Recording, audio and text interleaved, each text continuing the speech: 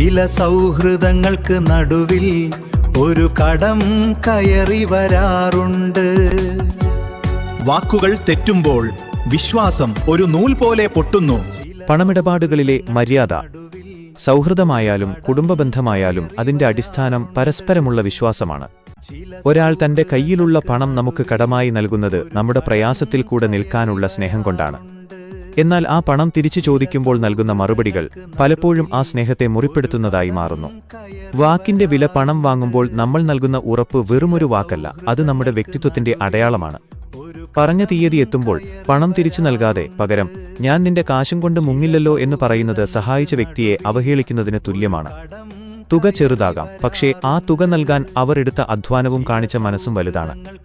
നിസ്സാരമെന്ന് കരുതുന്ന വലിയ തെറ്റുകൾ ഇതൊരു ചെറിയ തുകയല്ലേ എന്ന് കരുതി അത് തിരിച്ചു നൽകാതിരിക്കുന്നത് ബന്ധങ്ങളിൽ വിള്ളലുണ്ടാക്കാൻ കാരണമാകുന്നു. നമുക്ക് നിസ്സാരമെന്ന് തോന്നുന്ന കാര്യങ്ങൾ മറ്റൊരാൾക്ക് വലിയ പ്രയാസമായിരിക്കാം.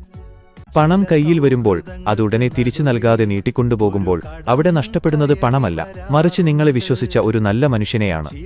ബന്ധങ്ങൾ സംരക്ഷിക്കാൻ പണം തിരിച്ചു ചോദിക്കുമ്പോൾ പരിഹസിക്കുന്നതിനു പകരം വാക്കു പാലിക്കാനുള്ള ആത്മാർത്ഥതയാണ് നാം കാണിക്കേണ്ടത്. കൃത്യസമയത്ത് നൽകാൻ കഴിഞ്ഞില്ലെങ്കിൽ ക്ഷമിക്കണം, എനിക്ക് ചെറിയൊരു തടസ്സം വന്നു, ഉടനെ തരാമെന്ന് മാന്യമായി പറയുകയാണ് വേണ്ടത്.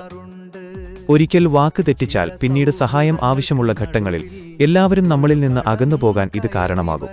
100 രൂപ കടം കൊടുത്തു എന്നിരിക്കട്ടെ, അത് കൃത്യസമയത്ത് തിരിച്ചു നൽകാതെ വരുമ്പോൾ നമ്മൾ ശത്രുവാകുന്നത് ആ 100 രൂപയ്ക്ക് വേണ്ടിയല്ല, മറിച്ച് ആ വ്യക്തി നൽകിയ വാക്ക് പാലിക്കാത്തതുകൊണ്ടാണ്. മുങ്ങില്ലല്ലോ എന്ന പരിഹാസം ആ പണത്തേക്കാൾ വലിയ മുറിവാണ് നൽകുന്നത്. ഓർക്കുക, പണം എപ്പോൾ വേണമെങ്കിലും സമ്പാദിക്കാം, പക്ഷേ തകർന്നുപോയ വിശ്വാസവും മുറിപ്പെട്ടുപോയ ബന്ധങ്ങളും ഒരിക്കലും പഴയതുപോലെ തിരിച്ചുപിടിക്കാൻ കഴിയില്ല. ചെറിയ തുകയുടെ പേരിൽ ഒരാളുടെയും മനസ്സ് വേദനിപ്പിക്കാതിരിക്കുക.